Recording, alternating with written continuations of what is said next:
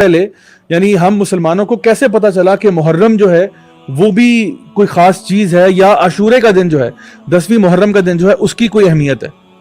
جو سوال آپ نے پوچھا ہے، محرم الحرام یہ اسلامی کیلنڈر کا یا ہجری کیلنڈر کا پہلا مہینہ ہے۔ قرآن مجید میں اللہ تعالیٰ نے ارشاد فرمایا کہ ان عدت الشہور عند اللہ 12 شہرا فی کتاب اللہ، اللہ کے ہاں اللہ کی کتاب میں مہینوں کی تعداد 12 ہے، اور یہ تب سے ہے جب سے اللہ نے زمین و آسمان کو تخلیق کی۔ منہا اربعۃ حرم، ان میں سے 4 حرمت والے ہیں۔ ان حرمت والے مہینوں میں محرم الحرام سال کا پہلا مہینہ حرمت والا مہینہ ہے۔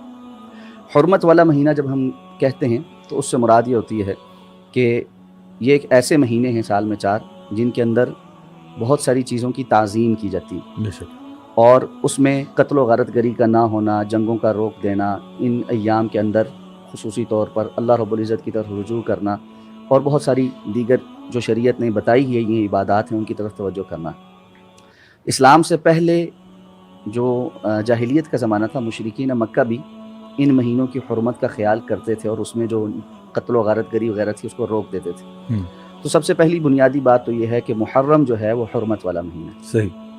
پھر محرم کے اندر خاص طور پر جو 10 محرم کا دن ہے اس کی بڑی سگنیفیکنس، ہم چونکہ اس کو یوم عاشورہ واقعہ کربلا کے حوالے سے زیادہ جانتے ہیں، لیکن واقعہ کربلا کے ہونے سے بہت پہلے، بلکہ رسول اللہ صلی اللہ علیہ وسلم کی تشریف آوری سے قبل بھی اس دن کی کچھ سگنیفیکنس ہے۔ صحیح۔ ہمیں بعض روایات میں جو اسرائیلی روایات ہیں، لیکن چونکہ اسرائیلی روایات کا اصول یہ ہے کہ اللہ کے رسول صلی اللہ علیہ وسلم نے فرمایا تھا کہ حدثوا عن بنی اسرائیل فلا حرج، اور تم بنی اسرائیل سے جو روایات آتی ہیں ان کو بیان کر سکتے ہو، اس میں کوئی حرج نہیں، اصول کے مطابق کہ وہ شریعت کے بتائے ہوئے یا کتاب و سنت کی معلومات سے متصادم نہیں، تو یہ متصادم نہیں۔ ہمیں پتہ چلتا ہے کہ سب سے پہلے جو 10 محرم کی اہمیت ہے حضرت نوح علیہ السلام کے دور میں، کہ جب قوم نوح پر عذاب آیا اور اہل ایمان کو اللہ رب العزت نے نجات عطا فرمائی، اور وہ ایک کشتی میں سوار ہو کر اس فلڈ سے یا اس سیلاب سے گزر گئے، تو حضرت نوح علیہ السلام کی وہ کشتی جودی پہاڑ کی چوٹی پر جب رکی تو وہ 10 محرم کا دن تھا، یعنی اس عذاب کے ٹلنے کا جو دن تھا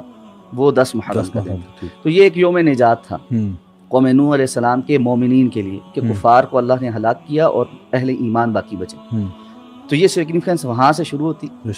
پھر حضرت موسیٰ علیہ السلام کے جو قوم ہے بنی اسرائیل، اس کو فرعون سے غلامی سے نجات ملتی ہے، اور غلامی بھی ایسی ہے کہ جسے ہم جانتے ہیں بڑی سخت قسم کی غلامی۔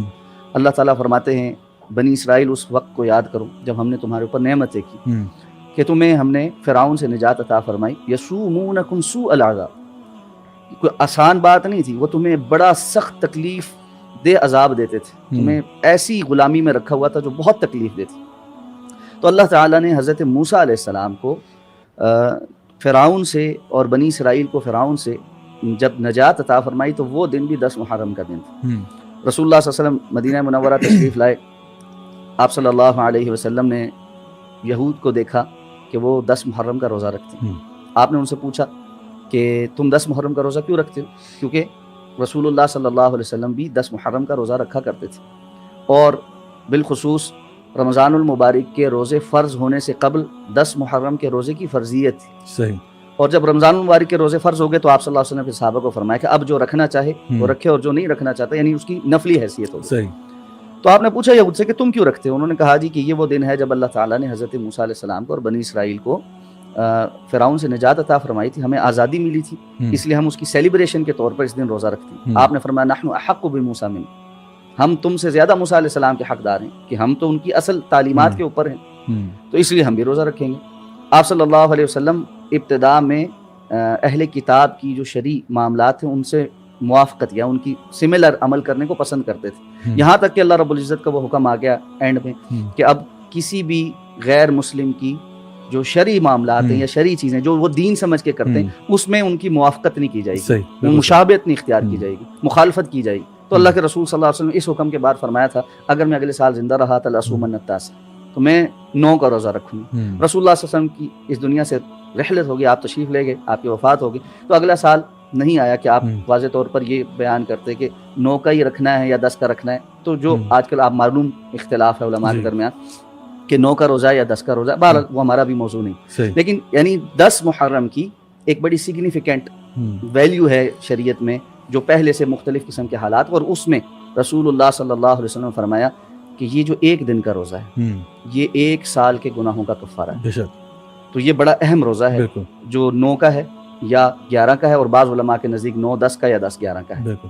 تو وہ اختلاف اپنی جگہ، صحیح. لیکن یہ روزہ بڑا اہم ہے. تو اس لیے اہم ہے کہ اس دن کی ایک سگنیفیکنس ہے اللہ کے ہاں. سو کہنے کا مقصد یہ ہوا کہ کوئی بھی دن جو ہے وہ اہم نہیں ہوتا جب تک کہ اللہ تعالیٰ نے اس کو اہم نہ بنا دیا ہو. نبی کریم صلی اللہ علیہ وسلم کی تعلیمات میں اس کے بارے میں کوئی ہمارے پاس وضاحت نہ آ گئی ہو.